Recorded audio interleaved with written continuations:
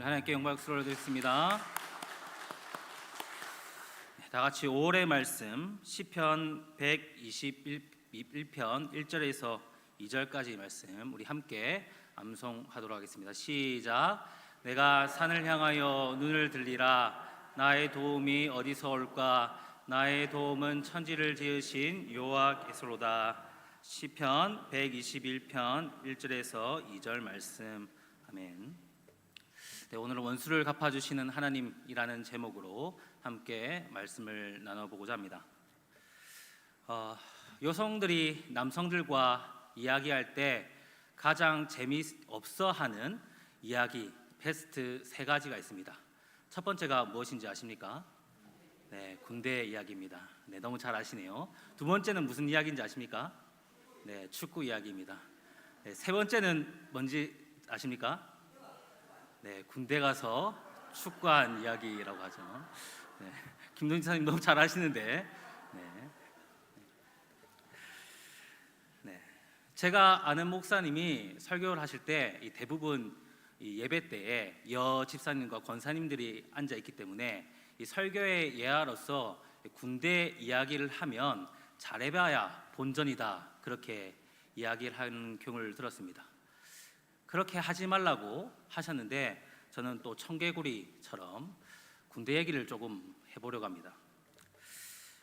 저의 고향은 부산에서 태어났지만 대부분 이 경남 창원시 진해구, 예전에는 시였지만 지금은 진해구에서 자랐습니다. 일반 사람들에게 이 진해구는 이 벚꽃축제, 이 군항제로서 유명하겠지만 이 진해 토박이에게는 이 진해라고 한다면 이 해군 기지, 해군 도시로서의 이미지가 강하게 박혀 있습니다. 벚꽃은 한때 피고 지는 것이지만 이 진해 토박이들에게 있어서 늘 함께 이 진해 군사 기지와 해군 기지와 함께 하기 때문에 우리의 그 삶에 녹아 있는 것이죠. 자, 2018년도에 이제 해군에 입대하게 됐는데 이 진해 청년들은 대부분 이 해군을 자원해서 입대를 하거든요.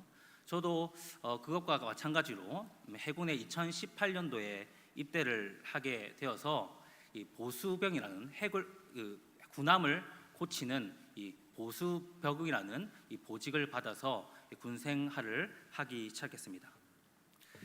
제가 탄 배는 그 당시에 가장 최신 전투함이었던 이 강감찬이라는 배였는데 여러분 앞에 사진을 보시나요?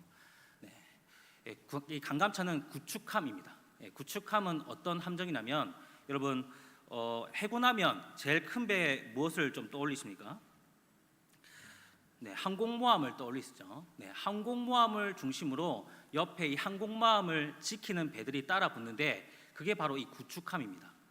이 구축함은 길이가 150m 정도 되고 높이가 한 5층 높이 정도 됩니다. 그래서 정원 한 300명 정도 되는 엄청 큰 함정인데 이 배가 이 항공모함을 지키고 또한 직접적으로 공격을 가하는 이 전투 함정입니다. 제가 이 전투 함정에 처음 승선하였을 때 대부분 이 수병들은 장병들은 승선하자마자 이 함정과 부함장에서 승선 신고를 합니다. 그 함장과 부함장이 이 배에서 가장 높은 직급을 가지고 있지 않습니까? 그 당시 이 강감찬을 타고 있던 함정의 직급은 대령이었고 이 부함장의 직급은 중령이었습니다. 그런데 참 하나님의 뜻과 계획하심이 있었던지 이 대령과 중령, 함장과 부함장 모두 이 기독교인이었습니다. 그래서 제가 배에 승선하자마자 승선 신고를 하게 될 때 그 함장님이 저한테 가까이 오시더니 제일 첫 마디가 신학과 출신이네 하며 웃으면서 악수를 청하는 게 다였습니다. 그렇게 제가 승선 신고를 마치고 제가 배정된 그 머물 수 있는 곳으로 가는 길에 어떤 소식을 듣게 되냐면 함장 재량으로 이병이 처음 배에 승선하자마자 함장 재량으로 4박 5일 휴가를 갔다 오라는 그런 명령이 떨어졌습니다. 그 당시에 뭐 제가 승선하자마자 4박 5일을 휴가 간다고 하니 이 수병들 사이에서 난리가 났습니다. 왜냐하면 지금까지 전례가 없었던 일이었고 제가 오자마자 4박 5일 휴가를 간 것이 유일무이했기 때문입니다. 저는 너무나 기분이 좋았죠. 오자마자 4박 5일 휴가를 가니 마음속으로 야호 야호 외치면서 막 신나게 휴가를 다녀왔던 기억이 있습니다. 그런데 문제는 휴가를 다녀와서부터 문제가 되었습니다. 제가 휴가를 마치고 돌아오니 이미 배 안에서는 제가 기독교인이라는 사실과 함께 저를 어떻게 보면 소위 괴롭히려는 이 병장들과 이 상병들이 저를 주먹을 불끈 쥐고 기다리고 있었던 겁니다. 제가 휴가에 복귀하자마자 저는 이 병장들과 이 상병들의 괴롭힘을 당해야 했습니다. 당연히 이병이었기 때문에 이 함정 생활이 처음이지 않겠습니까? 그래서 여러 가지 실수를 할 때마다 꼭 그 병장과 상병들이 저를 찾아와서 저를 비꼬고 사람들에게 비웃음거리로 만들었습니다. 또한 기독교인이라는 이유 하나만으로 정말 남들이 잘 하지 않는 굳은 일을 다 해야 했고, 일병을 달고 난 이후에도 이병들이 참 제 밑에 많았지만 굳이 저를 지목해서 그런 굳은 일을 일병을 마칠 때까지, 제가 그 함정을 떠날 때까지 그 일을 감당해야 했습니다. 특히 이 강감찬이라는 배는 최신 전투함이었기 때문에 이 토요일이나 이 주일마다 많은 행사들이 있었습니다. 그래서 행사가 있을 때면 이 수병들이 쉬지 못하고 다 그 행사에 참여하여서 일과를 했어야 했었는데, 그 행사가 있는 날에는 정교 활동이 전면 금지되었습니다. 그런데 저는 무조건 정교 활동이 있든 없든 예배 시간에 맞춰서 교회를 가야만 했습니다. 왜냐하면 제가 만약 교회를 가지 않으면 그 교회에 다니던 함장님과 부함장님이 교회로 그 함정으로 직접 연락을 하셔서 서영진 이병 교회로 빨리 보내라 라고 그렇게 지시했기 때문입니다. 그것이 수병 사이들에서 이렇게 소문이 퍼져서 저는 함교가 5층 높이랬죠. 5층 높이에서 한미까지 그 오고 가는 길에 수병들의 욕이란 욕은 다 먹고 그렇게 배부르게 교회를 갔던 기억이 있습니다. 특히 저를 괴롭히던 이 병장이 한 명 있었는데, 아직도 그 이름을 제가 똑똑히 기억하지만 이름을 얘기하진 않고 숭실대를 다니다가 온 사람이었습니다. 제가 명확히 기억하거든요. 얼마나 저를 괴롭혔던지 정말 제 머리에 엄청 잘 기억이 남아 있습니다. 그 병장이 처음 저에게 이렇게 다가올 때 했던 말이 자기도 기독교인이었다라는 겁니다. 그런데 그 말이 떨어지자마자 저를 괴롭히기 시작하는데, 제가 잠시 외출을 나갈 때마다 작은 선물을, 자기를 위한 작은 선물을 사가지고 오라는 둥, 그리고 자기에게 맡겨진 일까지 저한테 다 미루면서 제가 실수라도 하면 전체적으로 쪽을 주는 그런 행위를 많이 했습니다. 그렇게 매일매일 어떻게 보면 그 병장 밑에서 고통의 순간들을 보내는데, 그 병장이 전역할 때 저에게 그렇게 괴롭혀서 미안하다라고 하면서 저를 왜 그렇게 괴롭혔냐라고 제가 물으니 하는 말이 단지 기독교인이었기 때문에, 직접 그 병장이 하는 말이 제가 기독교인이었다는 거, 그리고 신학과 출신이었다는 거, 이 두 가지 이유 때문에 저를 그렇게 못 살게 굴었다고 합니다. 웃으면서 그 얘기를 하는데 얼마나 제가 화가 났겠습니까? 당장이라도 그 전역하는 날 찾아가지고 원수를 갖고 싶은 마음이 굴뚝 같았지만, 정말 이미 이 함정 전체에 제가 목사될 사람이고 기독교인이라는 사실을 다 알려졌기 때문에 뭐라도 하지 못하고 그냥 이만 드득드득 하면서 저녁날을 보내줬던 그런 기억이 있습니다. 성도 여러분, 우리가 계속해서 지금 오바댜서를 보고 있는데 세 번째 설교거든요. 이 오바댜에서 계속 강조하던 말씀이 무엇입니까? 바로 원수 갚는 것은 하나님께 있고 내가 하려기보다는 하나님께 그것을 맡겨야 한다는 겁니다. 오히려 우리는 원수를 사랑하며 오히려 그 원수들 위해서 기도해야 한다는 것이었습니다. 여러분, 그러나 여전히 우리의 마음은 억울하기만 하고 하나님의 말씀만 믿고 정말 그 원수 갚는 행위를 그만두고 잠잠히 기도하기에는 우리 자신이 너무나 부족하게 느껴집니다. 우리의 죄성은 여전히 내가 당한 것보다 배 이상으로 갚아주고 싶은, 되돌려주고 싶은 그런 마음이 굴뚝 같습니다.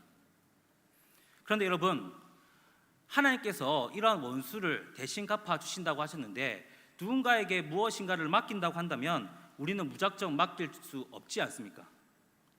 하나님께서 나를 대신하여서 원수 갚아주신다면 정말 어떻게 우리를 대신해서 원수를 갚아주실 것인지, 그리고 정말 어떠한 방식으로 우리의 마음을 정말 풀어주실 것인지, 그것을 우리가 어느 정도 알아야 정말 하나님께 온전히 원수 갚는 것을 맡길 수 있지 않겠습니까? 오늘 본문에서는 하나님께서 우리를 대신하여 어떻게 원수를 갚아주실 것인지에 대해서 알려줄 뿐만 아니라 또한 그 결과까지 알려주는 본문이라고 할 수 있습니다. 오늘 이 말씀을 통해서 저와 여러분들이 마음의 위로를 좀 받기를 바랍니다. 여러분, 15절 상반절 우리 스크린을 보시면서 함께 읽도록 하겠습니다. 시작.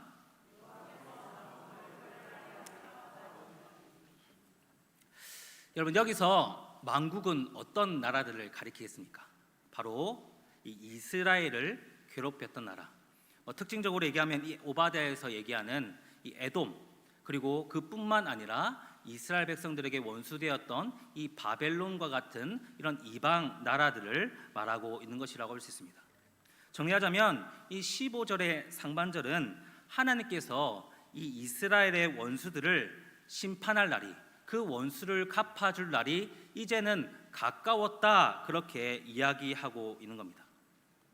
이제 하나님께서는 이스라엘 백성들에게 직접적으로 이렇게 이야기하고 있습니다. 너가 지금까지 원수들에게 괴롭힘 당해서 많이 억울하고 정말 힘들었지? 조금만 참아.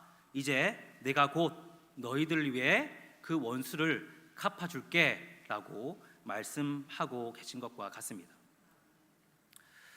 이스라엘 백성들은 이러한 하나님의 약속을 통하여 분명히 큰 위로를 얻었을 뿐만 아니라 정말 하나님께 진짜 원수 갚는 것을 맡길 수 있는 힘과 동력을 얻게 되었을 것입니다. 그렇다면 여러분, 하나님께서는 이제 어떻게 우리의 원수를 갚아 주실 것이라고 이야기하고 계십니까? 여러분, 15절 하반절 우리 함께 읽도록 하겠습니다. 시작.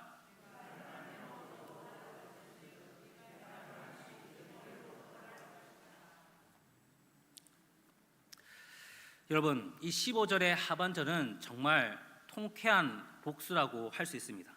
왜냐하면 하나님께서는 지금 이스라엘아, 너가 받은 그 고통을 그대로 너희들의 원수들에게 되갚아 주겠다라고 말씀하고 계시기 때문입니다. 여러분, 우리가 미워하는 사람들, 우리의 원수된 사람들에게 정말 해코지 당하고 정말 고통당한 것이 얼마나 괴로웠습니까? 그 괴로운 그대로를 하나님께서 되갚아 주시겠다, 그것만큼 똑같이 되갚아 주시겠다, 그렇게 이야기하고 계신 것입니다.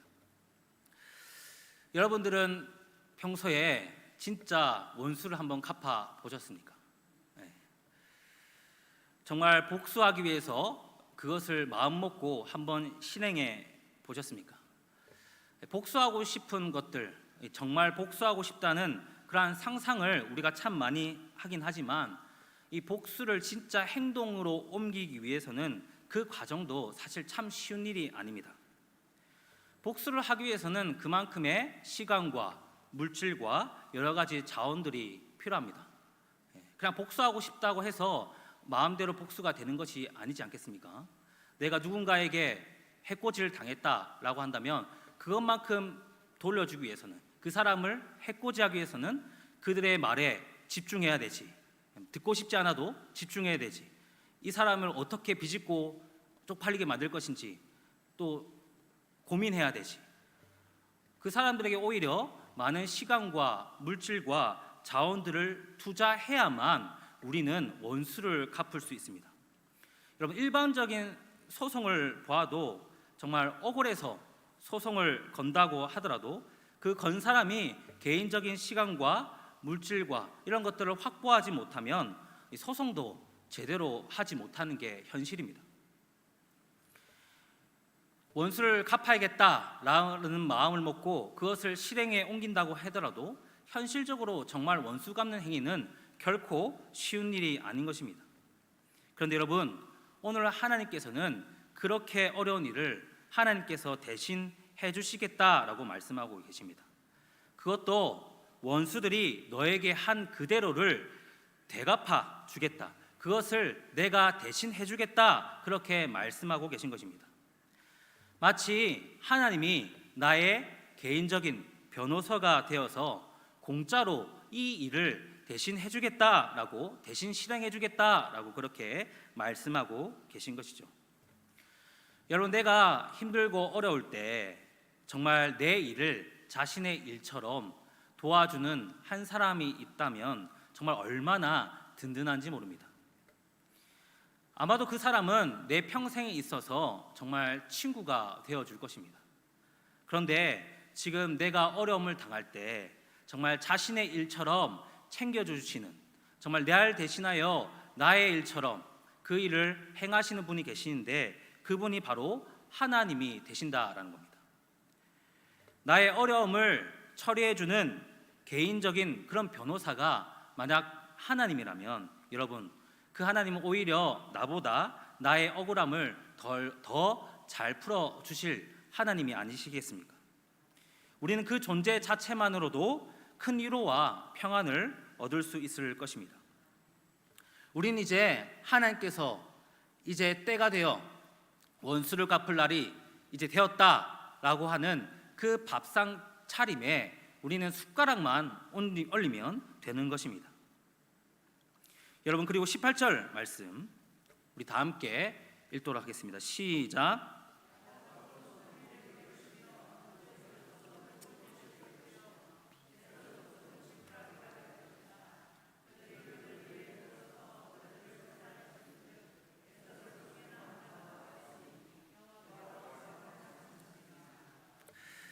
여러분, 18절 말씀은 하나님께서 이렇게 말씀하신 겁니다. 너희들을 괴롭혔던 원수는 이제 지푸라기가 될 것이고 너희들, 이제 이스라엘 백성들 너희들은 그의 불이 될 것이다. 무슨 말입니까? 이전에는 원수들이 불같고 우리가 나약한 지푸라기였다면 이제는 우리가 불같고 우리의 원수들이 나약한 지푸라기가 될 것이다. 의기양양했던 그들이 이제는 우리 앞에 굴복하게 될 것이다 라는 그러한 통쾌한 결말을 우리에게 하나님께서 제시해 주고 계십니다. 여러분, 우리의 속담 가운데 손 안 대고 코 푼다 라는 말이 있죠. 힘 안 들이고 일을 쉽게 해치운다 라는 것을 비유적으로 이루는 속담입니다. 이 속담처럼 원수들에게 우리가 손 안 대고 코 푸는 방법은 하나님께 원수를 갚을 것을 맡길 때에만 가능한 일입니다. 우리가 스스로 원수를 갚기 위해 우리는 또다시 그만큼 시간과 물질을 투자해야 하는 것이 아니라 우리가 당한 그러한 상처를 다시 후벼파는 것이 아니라 정말 오로지 하나님께 맡기기만 하면 그 하나님께서 이 원수 갚는 것을 우리가 굳이 손대고 코 풀지 않아도 정말 하나님께서 이 모든 것들을 대신 해주겠다, 그러한 통쾌한 복수를 우리를 대신해서 해주겠다라고 말씀하고 계신 것입니다. 여러분, 마지막으로 우리 19절과 20절 말씀을 함께 읽도록 하겠습니다. 시작. 그들이 네겝과 에서의 상과 평지와 블레셋을 얻을 것이요 또 그들이 에브라임의 들과 사마리아의 들을 얻을 것이며 베냐민은 길앗을 얻을 것이며 사로잡혔던 이스라엘의 많은 자손은 가나안 사람에게 속한 이 땅을 사르바까지 얻을 것이며 예루살렘에서 사로잡혔던 자들 곧 스라밧에 있는 자들은 네겝의 성읍들을 얻을 것이니라. 아멘. 여러분 19절과 20절의 말씀은 이스라엘 백성들이 원수들에게 뺏긴 그 땅을 회복시켜 주겠다라는 하나님의 약속이 담긴 말씀입니다. 뿐만 아니라 여러분 19절 말씀을 보면 하나님께서 에서의 상과 평지 그리고 블레셋을 얻을 것이라 라고 말씀하고 계시는데, 사실 이 땅은 이스라엘 백성들이 한 번도 차지하지 못한 땅이고 이스라엘 백성들에게 분배받지 않은 땅이라고 할 수 있습니다. 그런데 하나님께서 이것도 또한 주시겠다라고 말씀하고 계신 것이죠. 다른 말로 하면 하나님께서는 이 원수들에게 빼앗겼던 너희들의 땅, 정말 그것뿐만 아니라 그보다도 더한 축복을 너에게 더하여 주시겠다라고 말씀하고 계신 겁니다. 너희들이 원수 갚는 것을 하나님께 맡기면 그러한 축복을 하나님께서 허락해 주시겠다라고 말씀하고 계신 것이죠. 나의 원수들로 인하여서 망가진 나의 모든 삶을 회복시켜 주실 뿐만 아니라 또한 그 이상의 축복을 허락해 주시겠다라는 약속이 담겨져 있습니다. 우리를 대신해서 원수를 갚아주시는 것도 너무나 감사한데, 하나님은 우리가 피해 입은 것뿐만 아니라 그것과 더하여 더 큰 축복을 주시겠다 말씀하고 계십니다. 여러분, 그렇다면 우리가 직접 내가 미워하는 그 사람을 괴롭히고 내 원수에게 보복하고 내가 직접 원수를 갚는 것이 유익이 되겠습니까? 아니면 지금은 억울하고 답답해도 하나님께서 우리를 대신하여 원수를 갚아 주실 때까지 인내하고 기도함으로 하나님의 축복을 누리는 것이 유익이 되겠습니까? 어느 것이 진짜 우리에게 유익이 되겠습니까? 당연히 우리가 직접 원수를 갚는 것보다는, 우리의 시간과 노력을 들여 정말 원수를 갚는 것보다는 하나님께서 대신 원수를 갚아 주실 때까지 인내하고 기다리며 하나님이 부어주시는 축복을 누리는 것이 우리에게 가장 큰 유익을 얻을 수 있는 비결이 되지 않겠습니까? 사랑하는 성도님 여러분, 사실 우리의 원수는 그리 먼 곳에 있지 않습니다. 그 원수들은 우리 교회에서 생활하는 형제, 자매일 수 있고 친구 또는 우리의 가족이 될 수도 있습니다.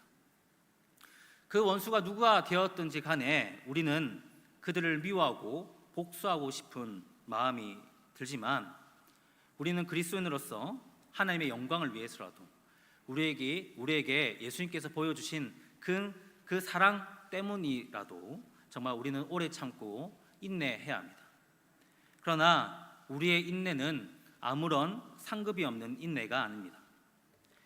하나님께서는 우리의 원수를 갚아 주실 뿐만 아니라 우리의 입은 피해보다 더 큰 축복으로 정말 우리를 축복해 주시겠다고 약속하고 계십니다. 이것을 믿는다면 지금 당장 우리가 원수 갚지 못했다고 해서 억울해할 필요가 전혀 없습니다. 오히려 우리가 하나님께 모든 것을 맡김으로 우리는 지금 당장 여기서 하나님의 은혜 가운데 자유와 축복을 누릴 수 있는 것입니다. 하나님께서 우리를 대신하여 원수 갚아 주실 것을 기대하고 또한 더한 축복을 부어주실 것들을 우리가 소망함으로 오늘도 예수님의 사랑을 기억하며 세상 가운데 빛과 소금이 되는 저와 여러분들이 다 되시기를 바랍니다. 우리 함께